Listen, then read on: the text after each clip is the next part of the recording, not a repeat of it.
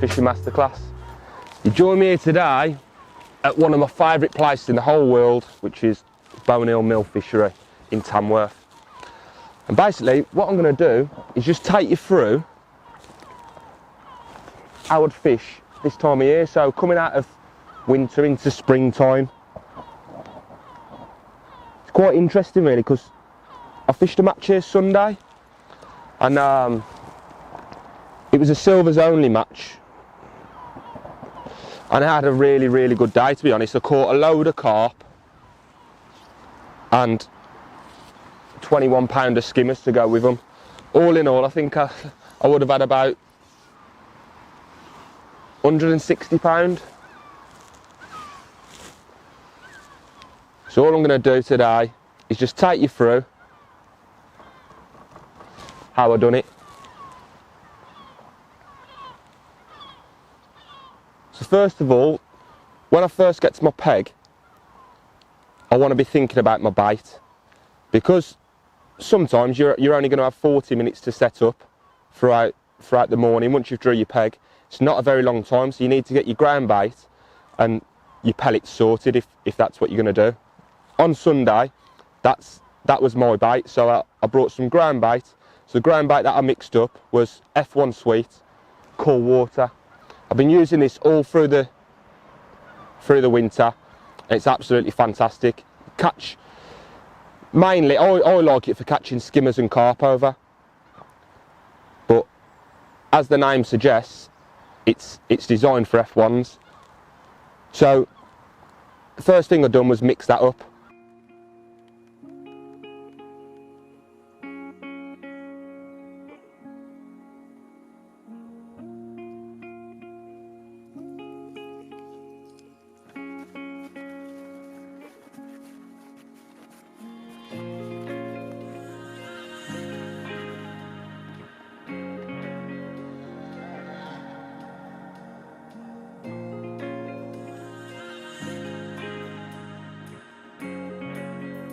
You don't need loads. All you need is probably half a bag, for maybe not even that. The way I'm putting it in is I'm just cupping in one ball at the start, and to go with that I've just done up some fishery owned micro pellets. Again, you don't need loads. I mixed up about half a pint, and then to that all I've done is I've put in some F1 Sweet pellet soak. The way I like to do my pellets is I'll add the pellet soak first to save wasting the pellet soak. So tipping the pellet soak over your dry pellets, and then top it up with water on top of that. Just literally flood the pellets till the water gets to the top of them, and I just leave them for an hour, however long you got to set up, and throughout the day, over the course of like 2 or 3 hours, they'll just get better and better. You want them to swell up to as big as they'll go, really.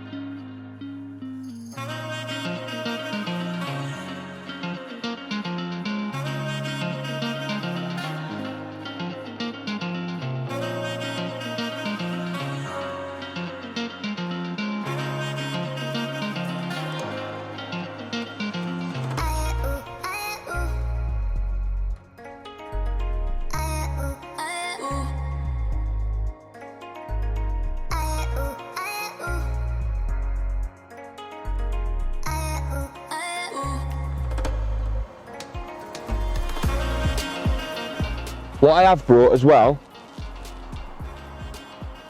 is just some dead maggots. Dead maggots are absolutely fantastic to start on. The reason for this, it's not always going to be brilliant when you first start off fishing. So you're best off sometimes just starting on a maggot to try and catch what you can. Everything eats maggots. So you will catch roach, skimmers, carp, going to put a little expander on. They're only like 2mm, absolutely brilliant. And I think they don't stand out too much from the micros. I think when you're fishing 4mm and 6mm, when the fish are as wise as they are here at Bone Hill, they can avoid them. This place hasn't been stocked for 12 years. So the fish are pretty much, the ones that did get stocked are all over £20 now. So anything you catch under £20 here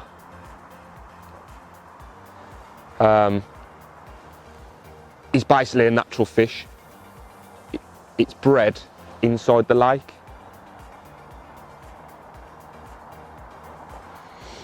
And that's why I love this place so much. I've learned so much over the years.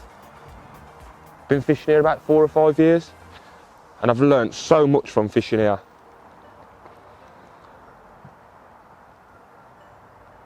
Because the fish are just so wise. Once you've fished here a while, you can basically go pretty much anywhere in the country, commercial wise, and catch fish, because you have to work out, to do well at this venue, you have to work out how the fish feed. Very much different to your likes of Tunnel Barn Farm and like Heronbrook that get stocked pretty much every year. Because with them new fish going in them venues, it encourages the bigger fish to feed, that the bigger fish have to feed. So in a venue like this, where it's not being stocked, the fish are actual natural fish, they are so much wiser and they're just more enjoyable to catch. That's what I think anyway, and that's why I love the place so much. But what I've done then, I've just shipped out, just turned my toss pot over, tapped in a few micros, only like 10 or 15 micros, and then just turn the toss pot back over. So I fill the toss pot up with like 50 micros maybe. So now I'm left with probably 30 micros left in there. So I know I can do that 3 times. So all I'm going to do is just wait a couple of minutes now. If I don't get an indication,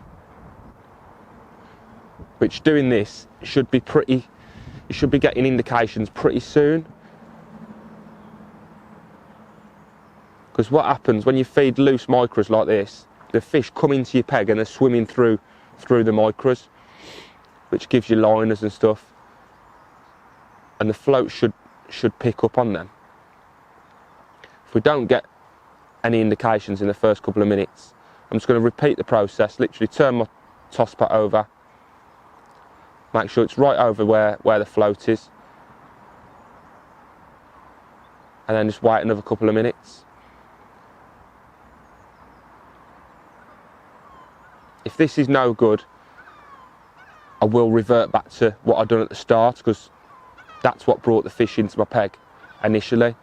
That one ball of ground bait, there you go, that's a bite. That one ball of ground bait with a few micros in.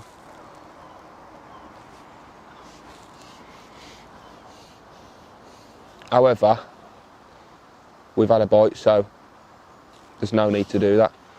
Literally just going to take my time, keep my pole nice and low when I'm shipping the fish back.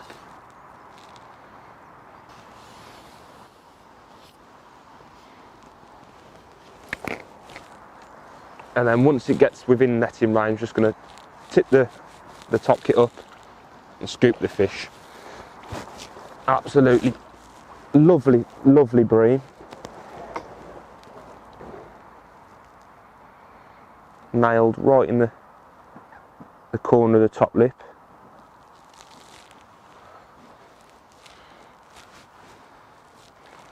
Look at him glistening in that sun. Let's get him back See if we can catch some more. Again, just hooking one of them tiny little micro pellets.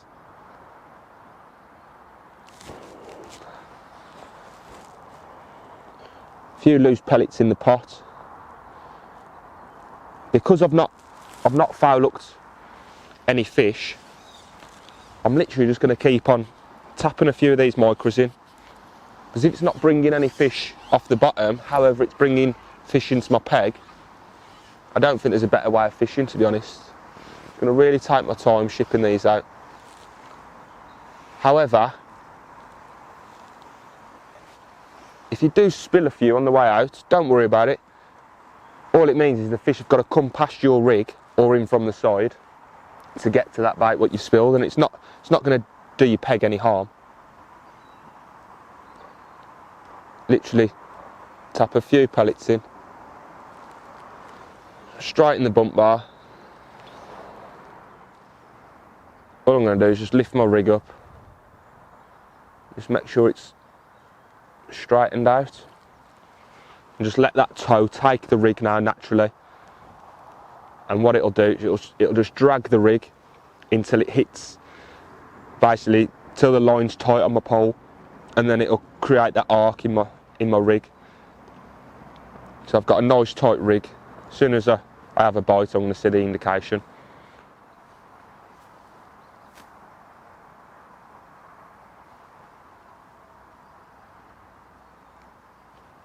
There you go, another fish, carp that time. This one's really tore off.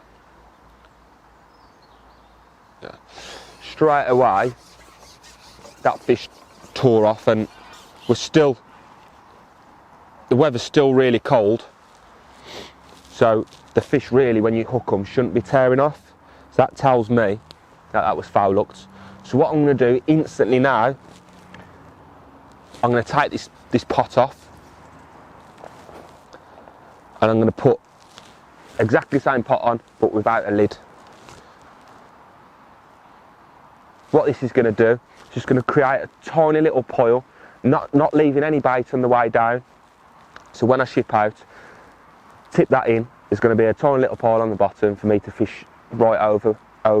So the fish shouldn't, if the fish come in, they should come down on that pile instead of like them micros being up still off the bottom and the fish intercepting them on the way down. So let's try that and see if that's any better.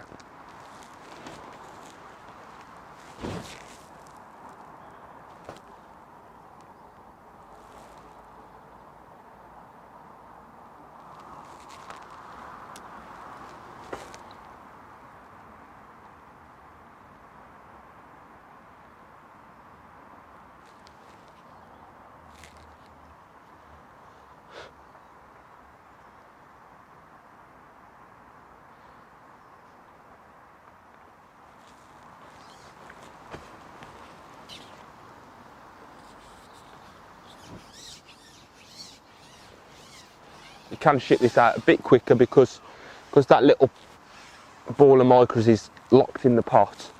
Shouldn't fall out. So all I'm going to do is just give it a little dip in the water and just give it a little knock. Lay the rig out and straight in the rest.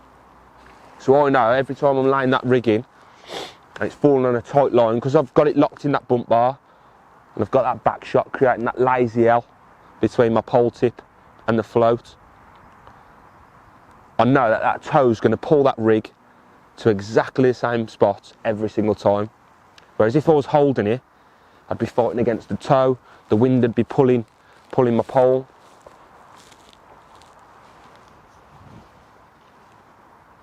So when it is this time of year, a lot of the time I do like to use my spray bar.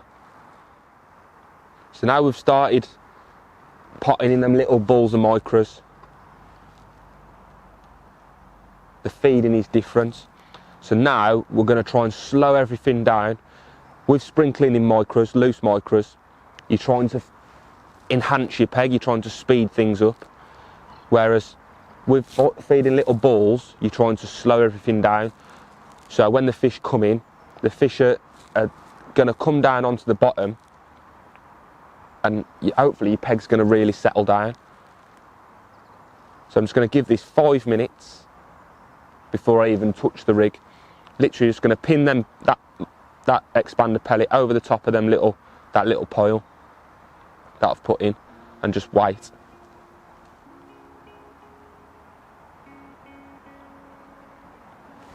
Whilst you are waiting, what you can do is just make your next little ball of micros. That way, if you miss a bite, or in 5 minutes time or so you want to refeed, you can just come back, put this ball in and ship it back out. So I swapped to feeding little balls of micros, and it done exactly what I wanted it to. It calmed the peg right down. So it worked, however, it slowed the peg down that much. I literally had 1 or 2 bites. There was literally proper bites, no indications, however I missed them.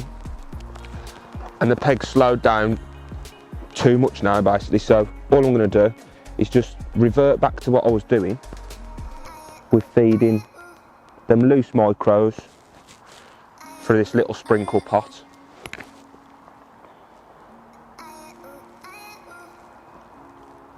And see if I can reignite the peg. I only foul hooked one carp, so it weren't the end of the world. But if I was to keep foul hooking fish, that's what I would do. I'd just swap to feeding a ball of micros. However, what I'm going to do now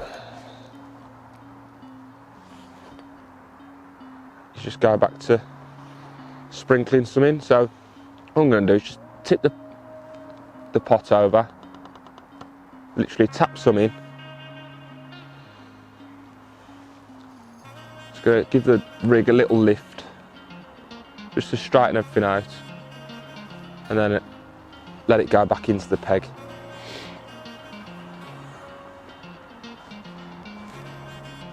Same as earlier, I'm not expecting it to take ages for me to start getting indications. 2 or 3 minutes. If I've not had an indication, roll the pole over, tip some more bait out, and try and bring some more fish into the peg.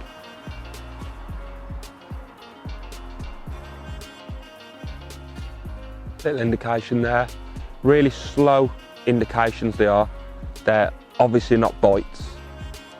As soon as a fish takes that bait into its mouth, you'll know it'll be a sharp little dink on the float. Because we've got the float dotted down, it should fly under.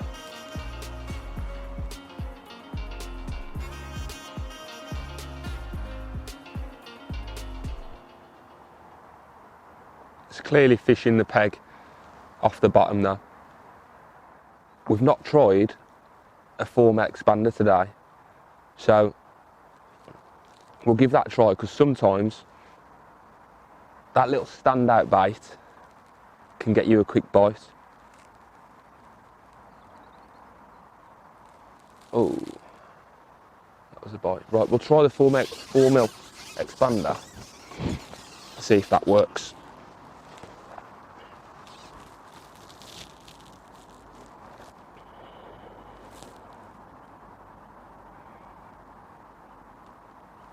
This time I'm not actually going to put any micros in my pot, because there's clearly fish there.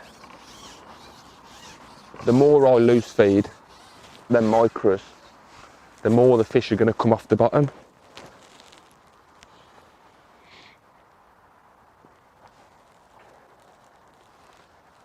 I'm just going to lay that in and just be patient. Oh, that went on the drop then.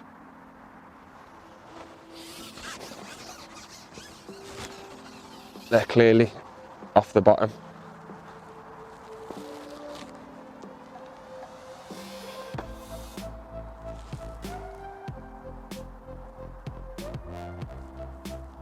I wasn't expecting that.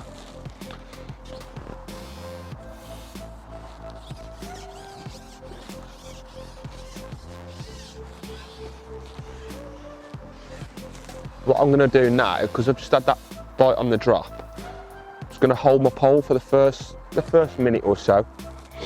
Just keep it on a tight line. That way I can react to the bites a bit quicker.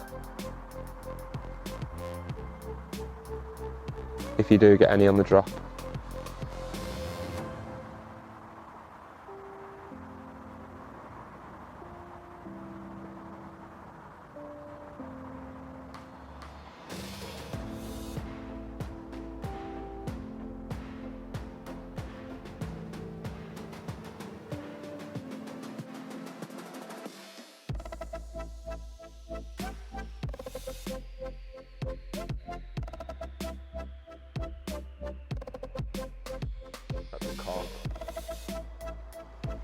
Absolutely lovely bite.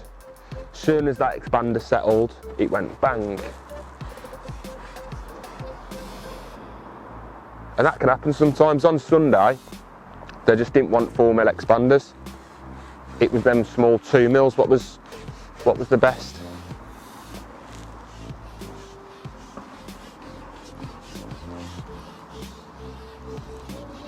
Literally just going to take my time. And when it gets to this stage, all I'm going to do is just keep the pole there and just strip just a small bit of elastic out at a time. And then when it gets to like 1.5 foot out the end, I'm just going to lift up, just nice and slow. And hopefully the fish, because we haven't been pulling his head off, he'll hopefully just come straight up. So I'm just going to lift up gradually now. Hopefully he pops straight up.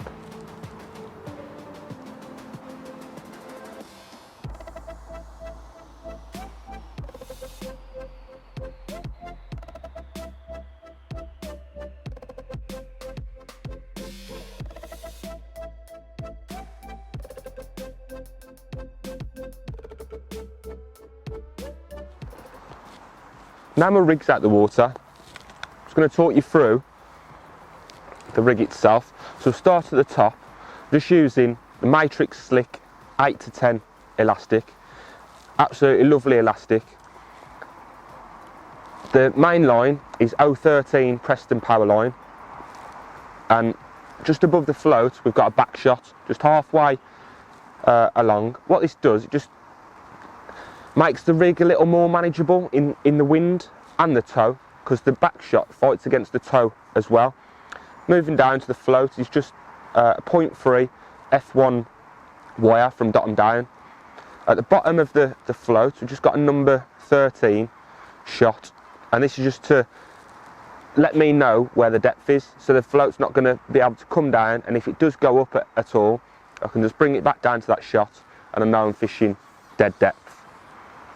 Moving down we've just got 3 number 13 trimming shots, and then we've got a strung bulk of number 10s, just with like 1.5 inches apart, maybe a bit less, and then we've got a 6-inch hook length of 011 Preston power line down to an SFL 20 hook, and that's basically a really simple rig. And then the cad pots I'm using are just got two cad pots, both the same size, and they're the new Matrix Flexi pots, I think they're called. I've just got one without a lid on, so when I'm squeezing the little balls of micras, I can push them into there, ship them out, tap that upside down, give it a tap, and the little ball will drop right where I want to fish.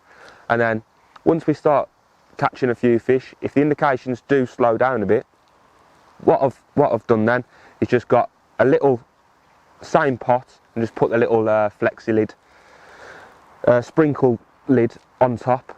What this allows me to do is just get some loose micros, ship them out, turn the pot over, literally count the micros out of my pot, and then tip it back up once I'm happy. And then if I don't get an indication, I can just tip the pot back over, flick a few more out, tip it back over. If I hook a fish, and then I'm just going to turn the pole over, tap the micros out so they're not spreading all over my peg, and then ship the fish back. Right, let's get back out and do some more fishing.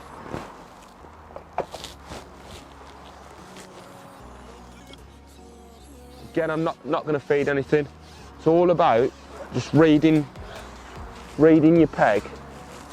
If them fish are sat off the bottom and I'm foul looking fish, there's no need to feed any bait. They're clearly not on the bottom eating the bait. So you're best off just feeding some bait, fish it out. The more you feed, the more you'll foul look. However, don't be scared to feed when the fish are feeding. They're clearly just coming to the peg today, swimming above the bait that I've fed, because of the indications that I'm getting.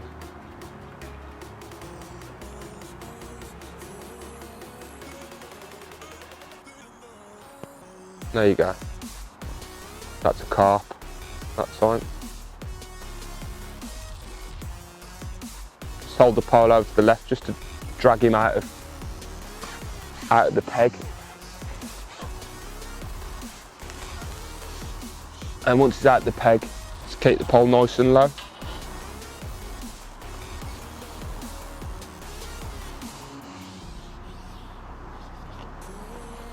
Again, just keep the pole low. I'm just going to pull the elastic just a bit at a time till I can see at the end that there's about 1 foot to 2 foot hanging out the end. Once there's about 1 foot out the end, there you go, nearly there. I know I'll be able to lift up and the fish should be within netting range.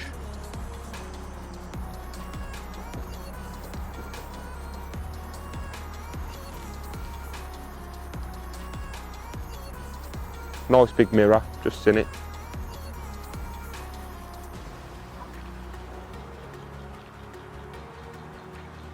Just let the elastic do the work.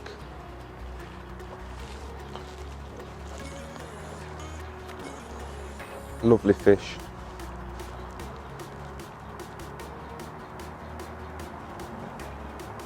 Just trying to get under the pallet here.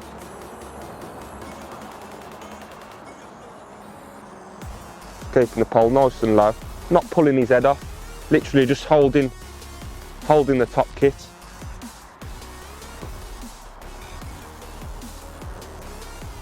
The line's wrapped around him.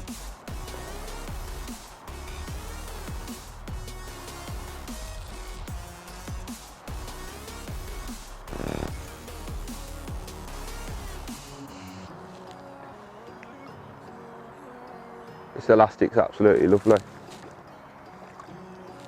There we go, nearly ready.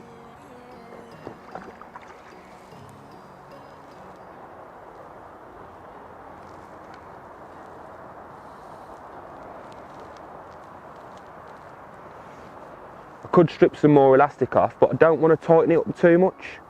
Because I'm only fishing light,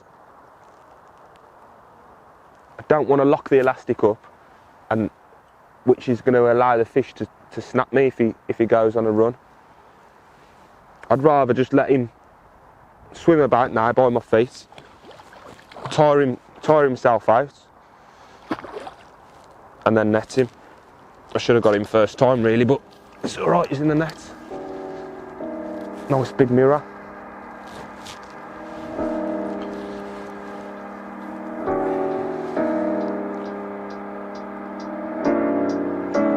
Little tiny size 20, right in the top lip, where it should be.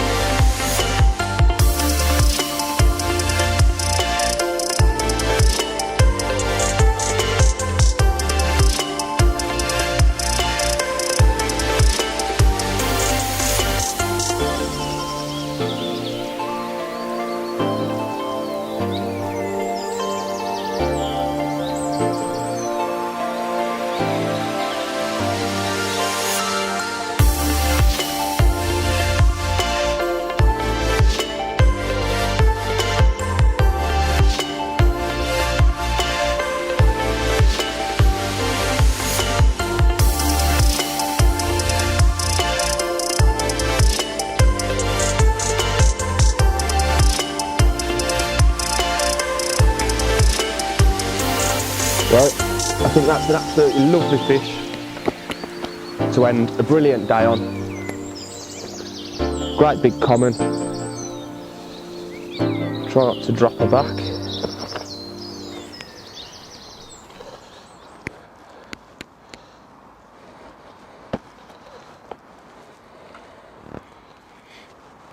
There you go. Not going to hold it up too high.